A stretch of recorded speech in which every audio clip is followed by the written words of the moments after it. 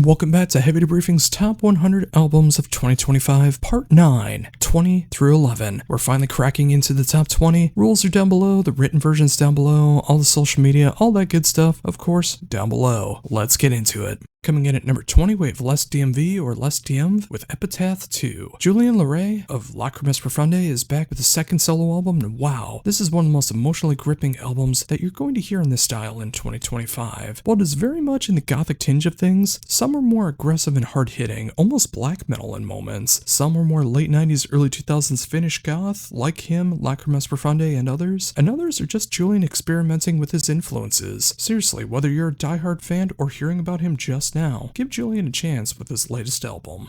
Number 19, we have Serenity and Murder with Timeless Reverie. This is the Japanese band's 5th album and my first foray into the band, but they cover everything I want in this style. It's symphonic in just the right ways, it's blackened layering in some of the vocals, it's melodeath through and through, and it has some of the most awe-inspiring moments that I've heard on an album in years. It can get so catchy and poppy while never losing its heavy qualities. If you like anything symphonic, blackened melodeath, or J-rock and J-pop, check this out. At number 18, we have Blood Sky with 2025. After discovering Michael Mills' band Toehider, I've always wanted him to make a full-on progressive power metal band, as he simply has the voice for it, and in 2025 that's finally happened in the form of Blood Sky, an Australian duo with the other half being Richard Mosley of Taliesin, putting together all of the music and instrumentation. Together they have made a prog power album that hits everything that I love about Symphony X, Halloween, Stradivarius, and so much more to create one of the most authentic and hard-hitting albums of the genre. This is everything that I hoped it would be, and it only gets better with every single listen.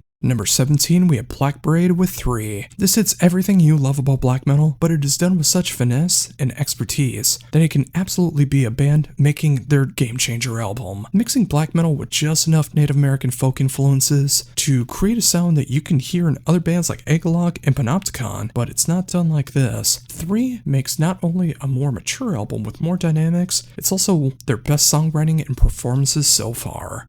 At number 16, we have Cold Slither with their self-titled debut. Gus Rios, of too many bands to mention here in a blurb like this, is the mastermind behind creating this G.I. Joe band for real life, and it's everything you want it to be. It's the right kind of 80s heavy metal that just gets heavy enough, but it's endlessly catchy and full of the right kind of cheese. Also add in members of Exhumed, KMFDM, and Gruesome, and you have a band that knows how to play, but also what to play that is appropriate for a band like this. If you want a pure heavy metal album that pays tribute to your potential childhood and can make you forget about the troubles of the world and make you grin from ear to ear, check out Cold Slither, all in the name of Cobra. Number 15, we have Kardashev with Alunia, combining tech death, shoegaze, progressive post-metal, and more into what they call Deathgaze, a very apt description. The band has perfected their sound. Somehow, they managed to keep their heavier moments all while getting more and more melodic and emotional. If you enjoy the likes of Tomarum, Fallujah, and other bands of that style that can blow you away technically and emotionally, you need Kardashev.